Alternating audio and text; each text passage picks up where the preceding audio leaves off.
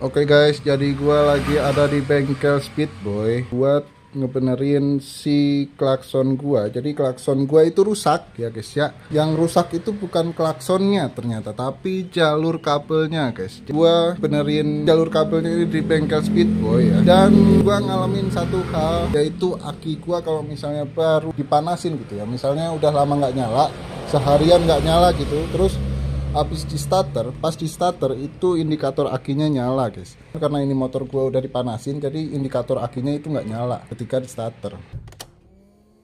Mati, kita starter.